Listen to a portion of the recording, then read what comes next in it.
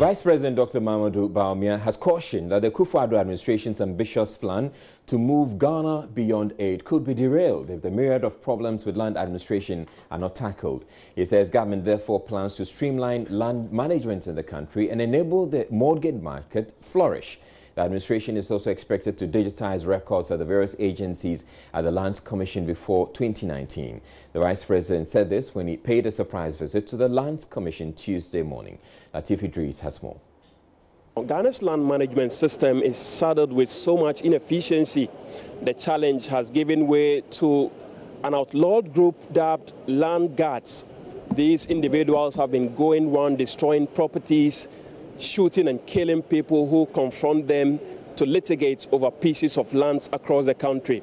Now, JoyNews last year highlighted this challenge by coming out with a documentary, Land Wars. Today, the Vice President, Dr. Alhaji Mahmoud KWABENYA, has paid a surprise visit to the Land Title Registration Unit of the Lands Commission. This is time to change the system, to streamline the system, the valuation of property, and the digitalization of property, the search processes, the consolidation of records, survey department, land title, wherever, land valuation. You have all these records in different places. They are not consolidated. We can't continue the same way. This is the year we have to consolidate all the records. The Vice President, among other things, touched on the need to fine-tune parallel rulings on land cases at the various courts. We are going to also have some discussions with the Chief Justice on some of the legal decisions and some of the conflicting judgments across different courts. I think it's very important for us to do so. Director of Land Registration at the Lands Commission, lawyer Jewa tells JoyNews the issue of corruption among some officers at the Lands Commission remains one of the bottlenecks the Commission is grappling with. Somebody might want to, as it were, give an incentive to an officer, or maybe they can call it bribe. But I am saying that the bottom line is that our processes have been challenging, especially if they've not been, we haven't digitized them and we want to retrieve the information immediately. It takes some time. But once you're able to pay some incentives, I don't think that's it. I don't think it's a general process or it's a general rule here. But as Ghanaians, sometimes you would want to give a tip to an officer to help you. I don't think it's a general. I won't accept it as being the norm in land registration division. Some prospective landowners told JoyNews about the frustration they've had to go through. I've been following for 2 years now. What's the size of the land we're talking about? It's just one plot. And you've been following it for 2 years? For 2 years, yes. What is the problem? In fact, I don't know what the problem is, in the sense that I started with Tema branch. I've done all that I could. All the processes have been followed, thinking that at the end of the day I will get my land title certificate at the end. Only to be told just about last month that I need to come here and follow it up myself. You come in here, following here and there, and they are not ready even to look at you until maybe you drop something on the ground. That is so far what is in the system I can see. Drop something? What do you mean by dropping something? As I don't want to use the... You pay bribe, is that what you are saying? Yeah. The Lands Commission is currently working closely with the Ministry of Lands and Natural Resources for a 30-day turnaround time for first registration, and the Director of Land Registration says her outfit is committed to achieving that.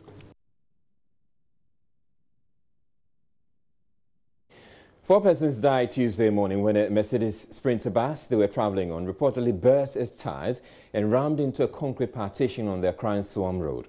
Several passengers on the 23-seater bus who were injured in the accident were also sent to various hospitals in Accra. Komladom has more in the following report.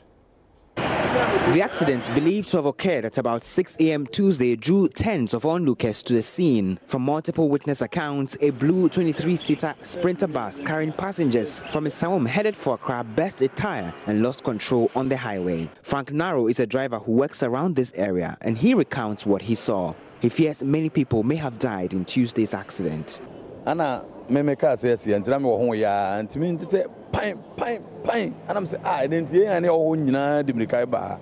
ya ba na chese sprinter bia ofiri amasama ya besia kwakra ana so lusu control so ne tie ne pai unto de pempem pavement mfimfi de ya pempem wo de kwa na wo de ba ha na dane no a bo ho a masa nipa awudi enye nipa ketwa. So all he's been saying is that the Sprinter vehicle may have lost control due to a tire burst or something related to that, and as a result it bumped into the concrete railings here deep down there. If my cameraman can show, so you can see that there's a partition, a concrete partition, and to my left is where the Sprinter bus, 23 capacity Sprinter bus, lost control apparently due to a brake failure, from what the eyewitnesses tell us. Osewusu believes access to the area was a challenge for security personnel. A boy that mama back and I'm top hasi. It's my man, a boss out of my medicine unity. They will say, I had to bomb 2 times. My man is a good team who said, BBSC. And he started say Yabaho. Now because of say no access to me, I would rather down Hodentino. Ultimate Bibia and to Cabio Bedro Biano. Now, the way out in the year and Scabia Bejan because a boy and a bimu free or mom tension or Mufri Boho. And the Cabia between the other farmers and a jump traffic. Okay, so he's been telling us that once the 2 tires of the Sprinter vehicle got burst during the incident, some of the passengers in the Sprinter bus actually fell off the Sprinter bus onto the road, and it caused a lot of traffic congestion here. And also because there was no access to the accident scene down there, it was a bit difficult for help to come immediately. He tells me Tuesday's accident brings to 3 the number of crashes on that particular stretch in 2018 alone. I'm over speed. I'm called over speed. And apart from that, the correct car and tires is so tires in line. It was to crack car one and cry and Casapa was a question because car and tires in yard into the road. Okay, so all he's been telling us is that when the accident happened, the driver was trapped in the vehicle, and it took a while for police, fire people, and ambulance personnel to arrive at the accident scene. He wants urgent measures to be put in place to check speeding on the roads, including installation of CCTV cameras. Emphasis cameras and for more advantage points, I bet my track down of the overspeeding.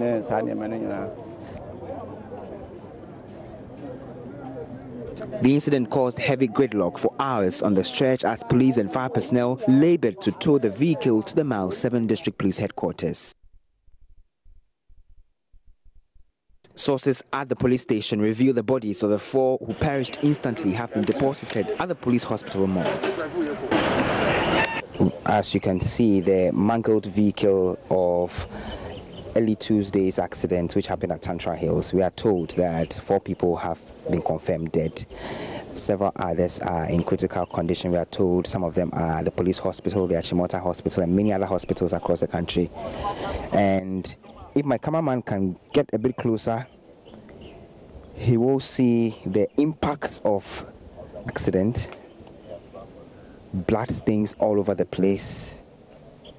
Brain mass splattered on the seats of the vehicle,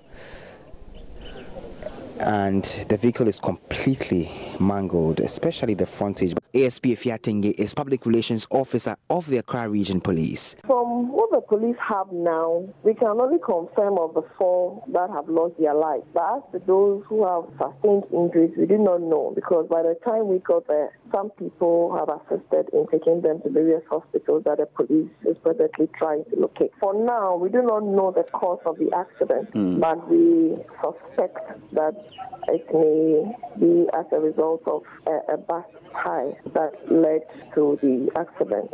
But those are yet to be also investigated to know the actual cause of the accident.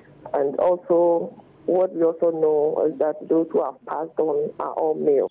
As at the time of filing this report, she noted the driver of the bus was in critical condition, while investigators were working to establish the whereabouts of the other injured persons. Investigations are still ongoing to establish the actual cause of the accident. Even though reports arrived the bus driver was overspeeding, police have also denied some school children lost their lives in the accident. An Accra Circuit Court has sentenced 2 of the suspects who escaped lawful custody at the KWABENYA police station to 2.5 years in prison. Prince Osei and Atakwejo were convicted on their own plea after charges of abetment to escape lawful custody and escaping lawful custody were preferred against them. Here's Jacqueline Johnson-Quay's report.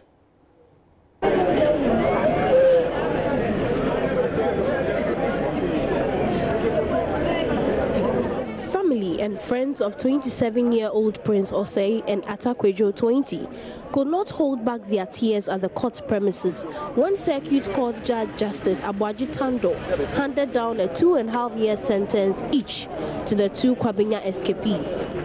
The judge said in his sentence he was handing them a softer prison term because, by pleading guilty, they had not wasted the court's time. A third escape suspect, 21-year-old Kofi Dako, who pleaded not guilty to the charges of abetment to escape lawful custody and escaping lawful custody, will face full trial. The three, together with 4 other inmates at the KWABENYA police station, escaped custody last month after 6 armed men attacked the police station, killing a senior police officer in the process. Police have so far picked up 12 suspects. Meanwhile, 9 persons arrested in connection with the siege opened their defense at the same court on Tuesday. Lawyer for Nancy Denta, the bread seller whose mobile phone aided the cell break process, asked for bail, pleading she's a single mother of a 6-year-old boy. Nancy is also said to have concealed a hacksaw blade in a loaf of bread and sneaked it into the KWABENYA cell. A decision on the bail application will be made in 2 weeks.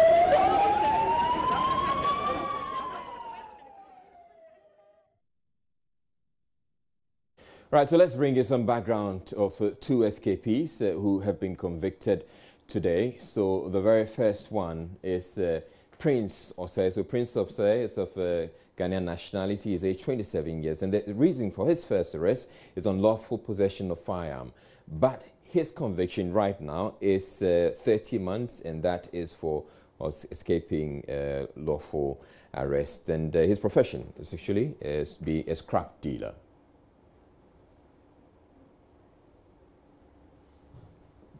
Now, the second convict, who is also being given 30 months, is Atakwejo. His nationality is also Ghanaian. He's aged 20, and the reason for his first arrest is unknown. And he is a driver's mate by profession.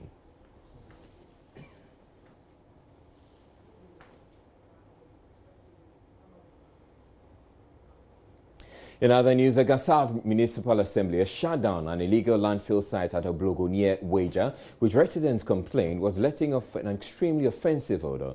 The landfill right along the bank of the Wager Dam was also said to be polluting the river. Though the residents say they have on several occasions reported to the authorities, nothing much has happened until the matter was reported on Joy FM Super Morning Show.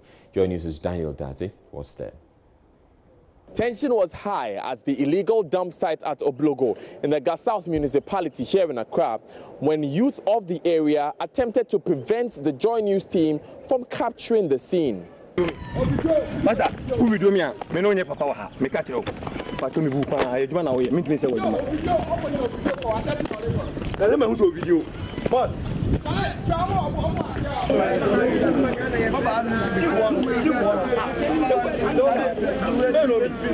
Head of Waste Management of the Gasa Municipality, David Kwanja, tells JoyNews he marched on the site with a group of military men after his conversation with the Super Morning Show on Joy 99.7 FM. Well, immediately after we finished speaking, I got to the security coordinator, municipal security coordinator, and they gave me 2 men, and we went and locked up the place. That's what we did. Immediately we left. When we finished talking, I went to lock up the place. He, however, tells us a decision is yet to be taken on the future of that illegal dump site, which has plagued residents of the area. Unfortunately, my bosses are not in. They've gone for a workshop. And immediately they come on Thursday, we will have a meeting and decide what to do next. I cannot take a decision without the 2 of them. I can't. Reporting for Joy News, I'm Daniel Daze at the Gasa Municipal Assembly office here at Oblogo in Accra. And you're watching Joy News Prime. Still ahead in the bulletin, nominee for the Office of Special Prosecutor Martin Yamidu for the first time opens up about circumstances leading to his exit from the government of the late president. He died, and now I will tell those of you who are doubting that Prof and me were very close. Even after the event, Prof told people what he thought about being pressured to let me go. The vetting got confrontational at times. What is settling the Bulsawi? What does it mean? I mean, you are in the Bomba, you don't talk like that. I direct that. But there was also a lot of humor. Who was children? Honestly, I was going to say no child. And I use adult children because I have no responsibility for these people as children. So as far as I'm concerned, they are not my children. We have all that and more coming up in the bulletin, but up next, we bring you business news.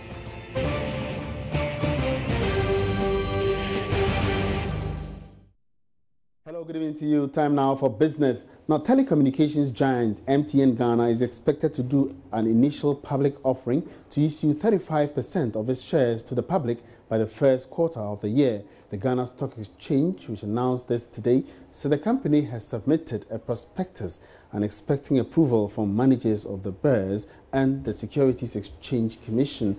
This means Ghanaians will have the opportunity to purchase 35% shares in the network operator. There's more in this report. MTN Ghana indicated plans to issue the shares to the public last year after it acquired the rights to operate 4G data services as the only telecom company in the country with permission to offer the service. In an exclusive interview with Joy Business, Managing Director of the Ghana Stock Exchange, Kofi Yamwa, noted the company has submitted all the necessary documentation and awaiting approval from the regulatory bodies before going public by March this year. The exchange gives approval for listing. The process for listing is that, first of all, you appoint advisors. The advisors put together the selling document or the prospectus. This particular one is a major one. They need to go out marketing. They have already submitted the prospectus to the SEC for consideration. They've submitted the necessary document to the GSE for review. We believe that at the end of the first quarter, we will see the public offer for that entity taking off. Presenting the 2017 annual performance of the stock markets to journalists, Kofi Yamwa describes the move as one of the significant activities to occur before the end of the first quarter this year. Earlier, Kofi Yamwa presented a significant performance of the stock exchange in 2017. In 2017, we see a magnificent lift as far as the index, the composite index is concerned. We also know that in 2017, there was very high increased interest in corporate fixed income securities. And so we'll have many of the results of that coming through 2017 and particularly 2018. Then finally, in my summary, we're saying that public offers, whether you look at it from the context of rights issues, new issues, gathered so much momentum in 2017. And the results will be clear as far as 2018 and going beyond that is concerned. In all, 42 corporate notes and bonds were listed on the Bourse by the end of December 2017, as against 23 in 2016. So to what extent will MTN's decision to list on the stock exchange mean to the capital market and the economy as a whole? Charles Mensah is financial and investment analyst.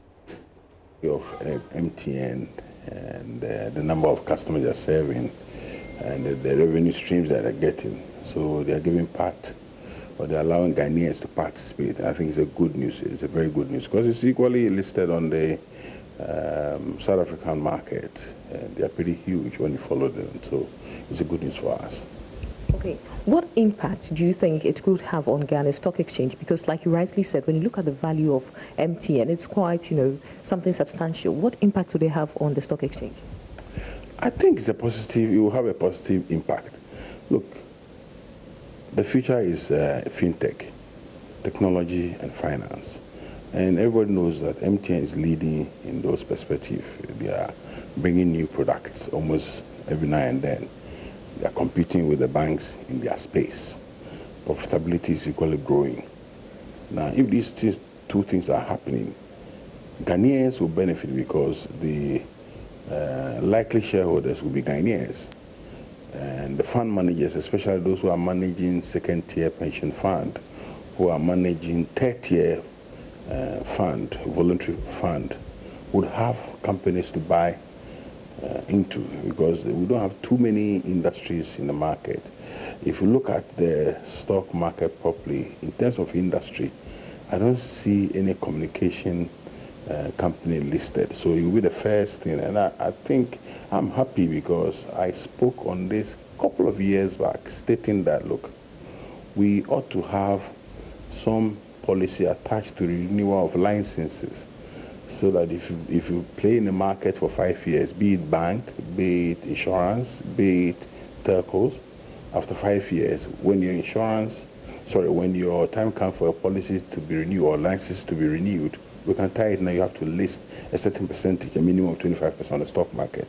Thank God they are doing 35%. It's also really good for us. Now, the Teachers and Educational Workers Union, TAU, is urging the Fair Wages and Salaries Commission to renew conditions of service for its members within the Ghana Education Service. According to the General Secretary of TAU, Augustine Sarkuru Kabu, the existing conditions benefits have long expired. He was addressing a news conference organized by TAU in Accra. Bismarck Hausa was there and has come through with this report. The Teachers and Educational Workers Union, TAU, is set to meet with Fair Wages and Salaries Commission.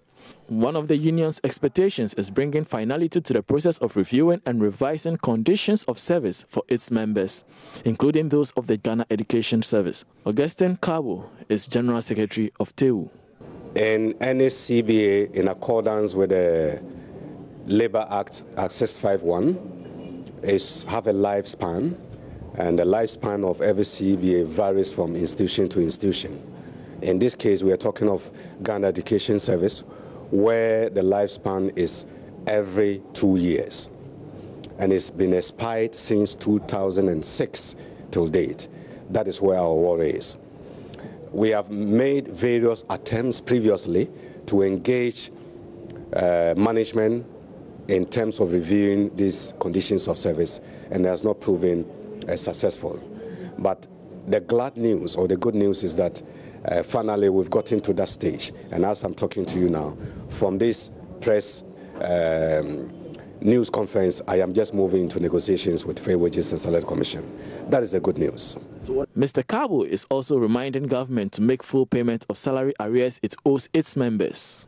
The salary arrears issues of our members have been outstanding, and various meetings that we've attempted or attended, both NAT, NAGRAD, CCT, we've been jointly together. But thereafter, you hear them issue statements, and TAU is not silent. It's not that we are not there. We know the appropriate fora to use to reach out to our members. We are aware government have released, in fact, there were over 32,000 members, comprising TAU, NAT, NAGRAD, and CCT members. Last year, I'm aware, 24,000 have been paid.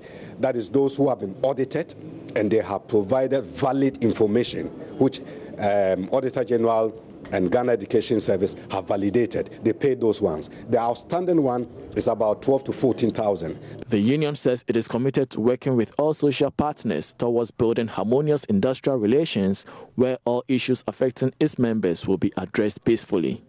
Bismarck Hausa for Joy Business. And that's all for now. Many thanks for your company. For more business news, log on to myjoyonline.com/business. My name is Emmanuel.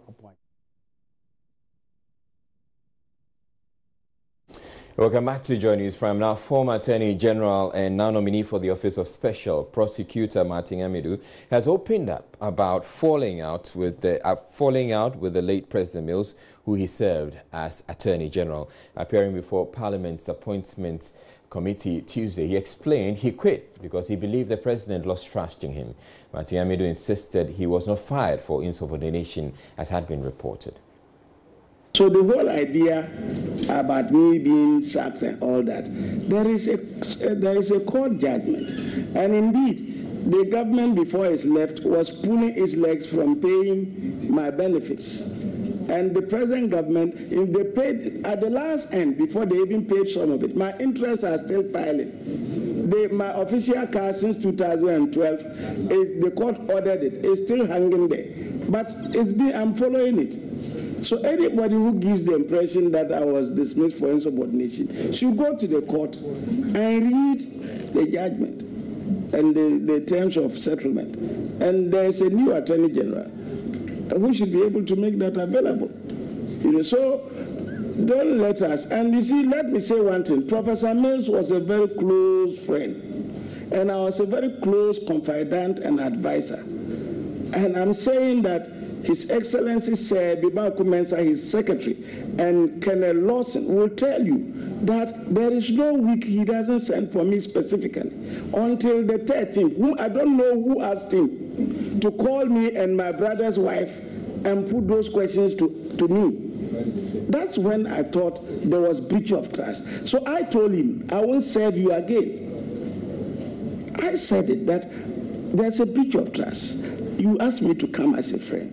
If you don't trust me again, I won't serve you again. And then the issue went on. Go and come at 3 o'clock. I said, I will send my resignation letter the moment I get to my office. His Excellency Sir Bibaku Mensah speaks in Hausa. I'm your senior brother. Come back. Thank you. And that is why I wrote a tribute when Prof died. It pained me he died. And now I will tell those of you who are doubting that Prof and me were very close. Even after the event, Prof told people what he thought about being pressured to let me go. Mr. Hamidu also assured the committee he will be unbiased in discharging his core mandate if giving the nod, adding his neutrality has prevented him from speaking on certain matters. The definition of a public officer includes a potential public officer. So when the president nominated me and announced it to the whole world, I became a potential public officer, recognized under the criminal code as a public officer. So as far as I'm concerned, since that day, I'm neutral. That's why you've not heard my voice over the air saying anything. Because I'm coming to an office which has to be neutral and impartial. Yes, I have been a leading member of the NDC. I will never regret it. That was my contribution towards national development. But I have been nominated. That I'm a potential public officer. From that day, I have to maintain neutrality. That is what I'm maintaining. If you approve me and I'm sworn in, then I'll even be more bound. There have been many things that has gone on, I would have replied. But because of my neutrality, I've been gagged. The president gagged me since 11th of January, And when I become special prosecutor, if there's anything I dislike, I can write about it. That's the cost.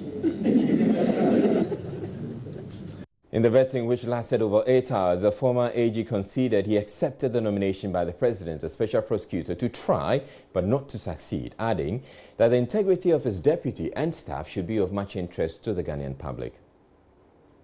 What will be different between the special prosecutor's office and whatever office of law enforcement? And the reason why I agreed to accept the nomination is that this is a new office. Corruption has done so much damage to this country. In the conflict resolution, it is called structural violence. It's an invisible violence that kills millions without anybody seeing it. Taking millions of cedis for oneself under illegal circumstances deprives people of good health, education, and all the developmental facilities you can give. So what I want to do is to be able to set up a credible institution with a credible culture, which will be able to block the leakages and the seepages. If I'm able to do that, I don't care even whether I am not able to prosecute anybody. And part of the law says that it is preventative, right? So if I can put the machinery in place to prevent these leakages and seepages, I can assure you that if we succeed, we won't need foreign aid. I will say would knock in my chest that the amount of seepages and leakages at the ports, if we were to close them, our budget will not need foreign assistance. And that is why I accepted this job, to try to help the people of this country, to see whether what I started fighting as a child can at least be realized to some extent, in the hope that whoever takes over from me will keep the spirit. And so I can go to my maker knowing very well that my colleagues who died during the PNDC did not die in vain. And that when I beat them, they'll say, Martin, you did well for us, even though you didn't succeed. Thank you. And that is where President Roosevelt talks about the man in the arena. Being accused of personalizing things and acting one man. This is going to be an office. And I would rather think that we should wait for the full component of the office so that knowledge will be shared. And then we will do a collective action. But one thing I wish to assure you is that we will employ investigators who must be independent and impartial. Prosecutors must be independent and impartial. We will take them through vetting, and I'm hoping that civil society and donor community who are all interested in the, excising the canker will help us to put in place the best staff and instill the best culture so that when I leave, it should be able to go on. On the question of his political party affiliation, he stated that he was apolitical. One doesn't need to resign. The Supreme Court has held that while you are a public officer, you cannot take part in party politics. I think it involved Dr. Ajay and Co. I did that case in the Supreme Court. So I don't need to. No, even when you are a potential public officer, you are supposed to exhibit neutrality. So I don't need to make a formal resignation of anything. It's by operation of law. There were some instances where the vetting also got quite confrontational, such as this one. There are critics and all that, but at least I'm trying. It is not for those who have not tried to criticize, but it is the one who has muddied, bloodied, and dirtied himself in pursuit of a higher object who takes the credit. Not the chairman, but the man in the arena doesn't nod his chest as you are doing. I will say that you won't settle this matters the Bulsa way. I am quoting, knowing that you are from Kadima. Give an assurance to this committee.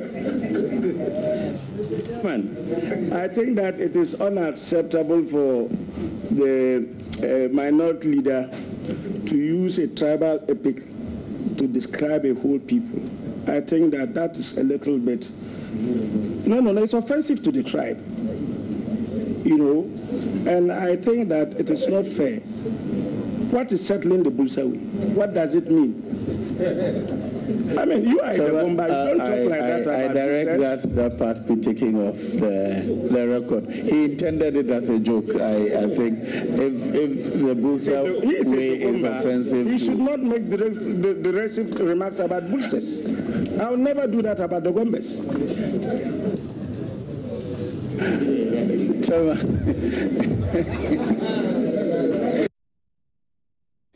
And as you could tell, there were also instances where there was quite a bit of humor. Learning and understanding. Children are children. When they attain the age of majority, they legally are adults and no more children. So my understanding is that I have no control over these three adults. And if I attempt to control them, I could be in legal trouble. That's why I call them adults.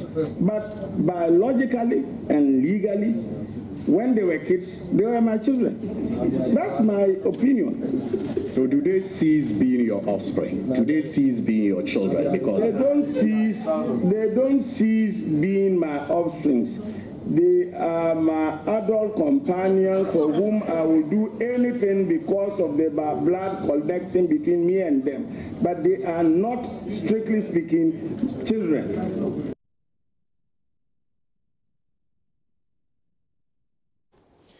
You're watching JoyNews Prime. We're taking a break. We're bringing you, before we take that break, we'll bring you some of the quotes that came out of the vetting.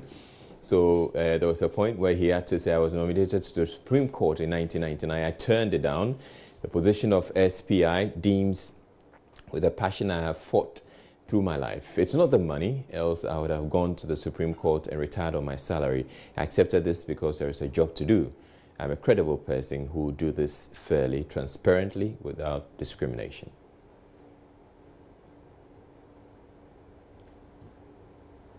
On his presidential ambition, he says, I was a running mate in 2000. If I had presidential ambition, it would have been seen already.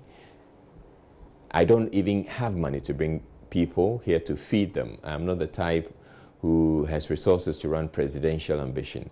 People have approached me to run independent, but I have told them I won't do what is impossible.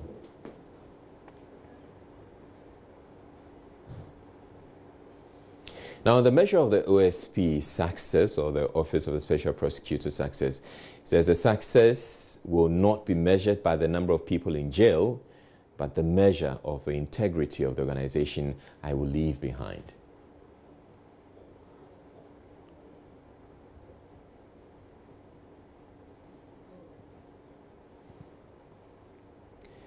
Some more quotes. His position on personal awards, he says, I don't like awards. When I won the judgment dead case at the Supreme Court, I was called by many NGOs to be offered awards, but I rejected it.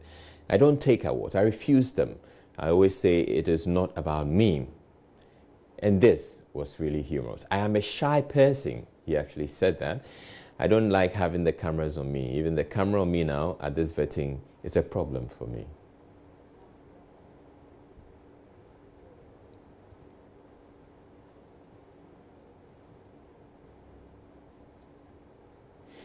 Now, on the Special Prosecutor's independence from the AG, he says, as a lawyer, if you sell your conscience to your colleague lawyer, you are a zombie. A lawyer is an independent contractor and must act as such. And the very final quote, on the crime of hiding monies abroad. It says, I have what it takes to trace monies put in accounts abroad. Having worked at the Interior Ministry, I know the security intelligence. If you hide your money abroad illegally, I will find it. Maybe they don't have to approve me, because if they do, I will find it.